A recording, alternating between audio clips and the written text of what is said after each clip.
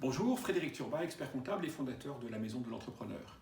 La question d'aujourd'hui, dividendes et allocation chômage, est-ce compatible d'une part et opportun d'autre part?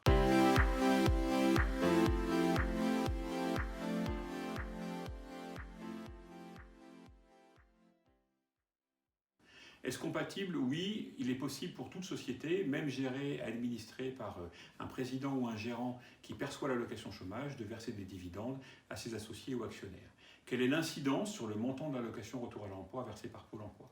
Dans les SARL, dans les EURL, les dividendes versés à un gérant majoritaire actionnaire associé de sa société seront considérés comme de la rémunération, susceptible donc de décaler de l'allocation retour à l'emploi à l'issue des droits, à l'issue du 24e ou du 36e mois.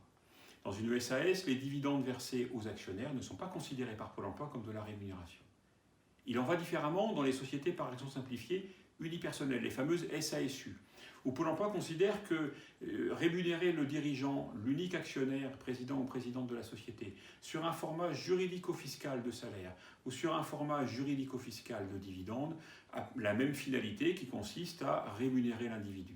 Auquel cas, les dividendes versés à des actionnaires de SASU sont considérés dans la majorité des situations comme de la rémunération, donnant lieu à recalcul de l'allocation retour à l'emploi. Autre élément de question entre dividendes et allocation chômage, est-ce qu'il est opportun de se verser des dividendes alors qu'on perçoit l'allocation chômage? Tout d'abord, premier sujet que je laisserai à la réflexion de chacun, percevoir une aide de l'État et avoir suffisamment de trésorerie et de bénéfices dans sa société pour se verser des dividendes relève à mon avis beaucoup plus de l'éthique professionnelle que du calcul fiscal.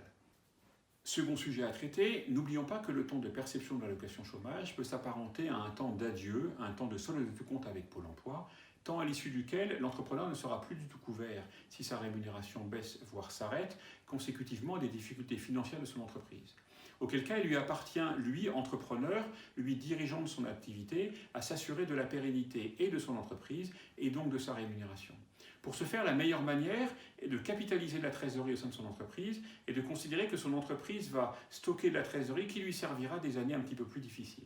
Pendant le temps de Pôle emploi, c'est un temps idéal pour ce faire, puisque si l'activité génère un peu de bénéfice, génère du résultat, nous recommandons de laisser de la trésorerie dans la société, de ne pas se la verser en dividendes, et cette trésorerie-là constituera un stock de trésorerie de sécurité pour des temps un peu moins fastes.